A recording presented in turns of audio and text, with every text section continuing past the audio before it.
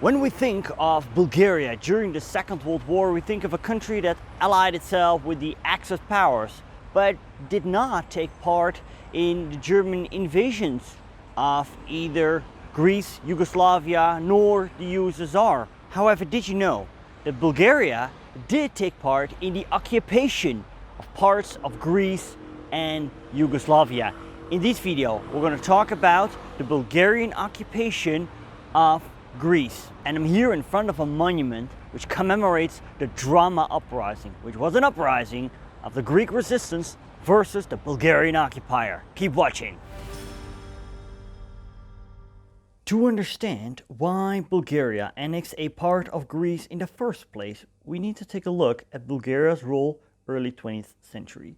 See, the country was involved in three wars: the First and Second Balkan War and the First World War. During the First Balkan War, Bulgaria, Greece, Serbia and Montenegro teamed up against the Ottoman Empire and proclaimed victory. The Second Balkan War was a conflict which broke out when Bulgaria, dissatisfied with its shares of the spoils of the First Balkan War, fought against Serbia, Romania, Greece, Montenegro and the Ottoman Empire. Bulgaria lost. During the First World War, Bulgaria allied itself with the Central Powers. It once again led to defeat. No word had more magic for the Bulgarian people than Macedonia. This rugged and barren territory in what is today southern Yugoslavia and northern Greece was a principal reason for Bulgaria's involvement in two unsuccessful wars, the Second Balkan War and the First World War, and was a major factor in Bulgarian politics during the 1920s and early 1930s, when political groups were killing each other in the streets of Sofia over it. Bulgaria joined the Axis powers early March 1941. The following month, on the 6th of April, Germany invaded both Yugoslavia and Greece. Both invasions I covered in the past. See the description for the links on just that. Although Germany launched its invasions from Bulgaria, Bulgaria itself did not join the invasions. Yet they did take part in the occupation of parts of the two countries. And this occupation started almost right after the Germans had marched in. The Bulgarian occupation zone in Greece was the present-day region of eastern Macedonia and Thrace, with the exception of the Greek-Turkish border area, which due to its strategic value remained under German control. When you would compare the Bulgarian occupation of a part of Yugoslavia, which was known as Vardar, Macedonia, with the Bulgarian occupation of northern Greece, you would see there are some major differences. Most of the people living in Vardar, Macedonia, in part of Yugoslavia, the Bulgarians occupied, were Slavic people, just as the Bulgarians.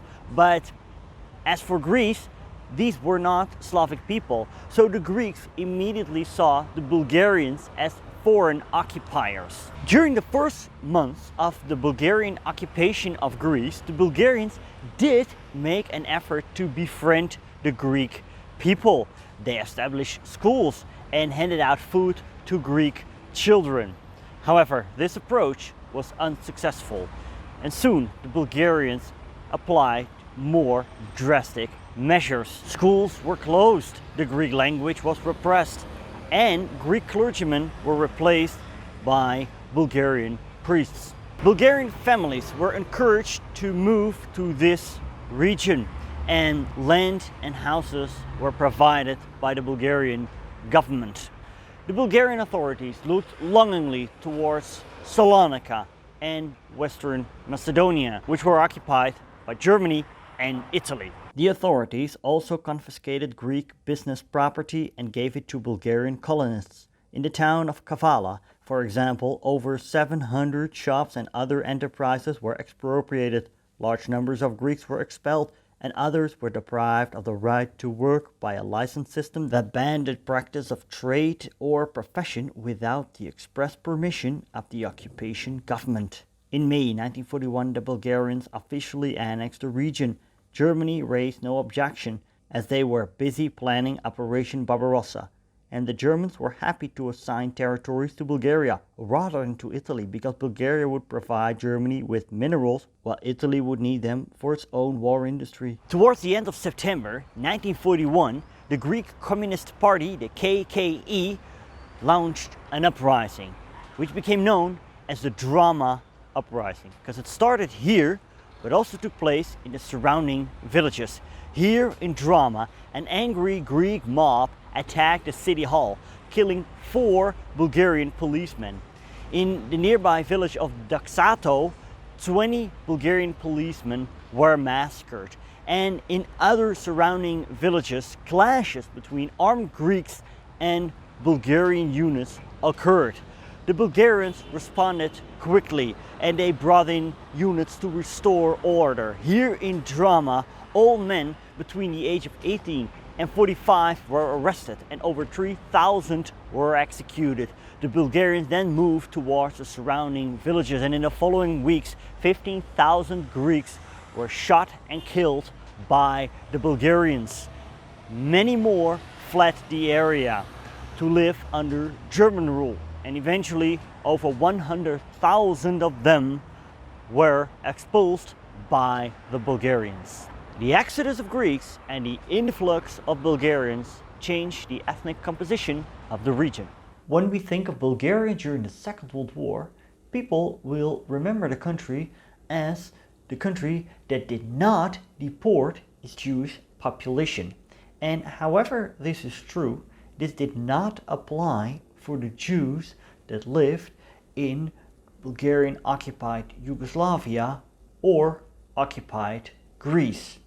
This monument here, located in Kavala, Greece, commemorates the 1,484 Jews that were imprisoned by the Bulgarian occupation forces and in March 1943 deported to the death camp of Treblinka in Poland. The appearance of Greek partisans in the Western Macedonia persuaded the Italian and German authorities to allow the formation of Slav security battalions led by Bulgarian officers.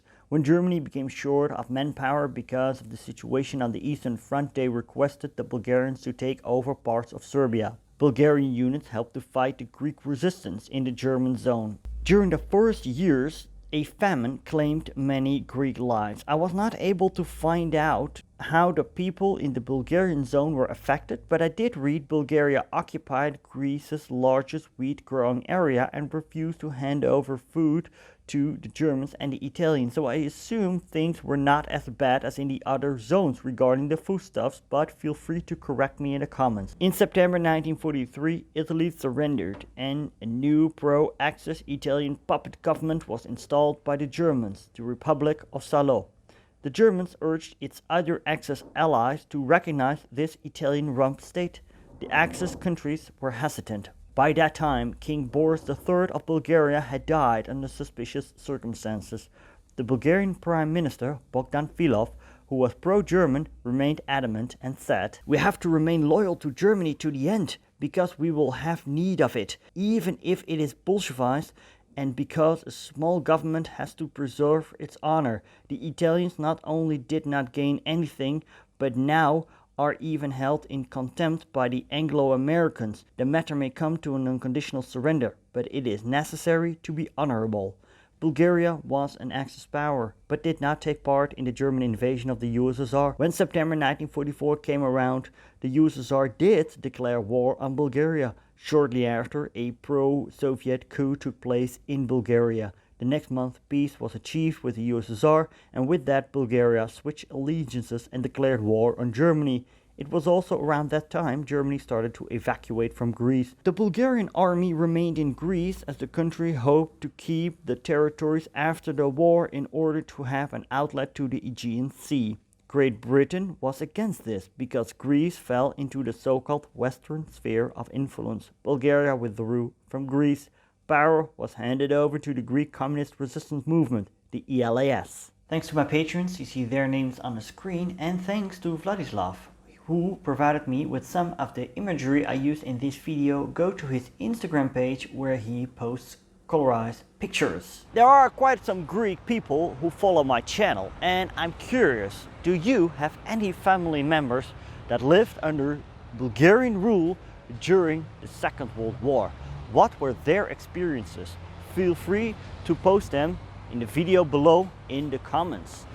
If you like to learn how life was for the Greeks under German occupation, you can click right here. And I mentioned the Greek Famine I have an in-depth episode about just that right here. Don't forget to like this video, share it with your friends, subscribe if you have not already. I want to thank you for watching, and until us from Drama here in Greece.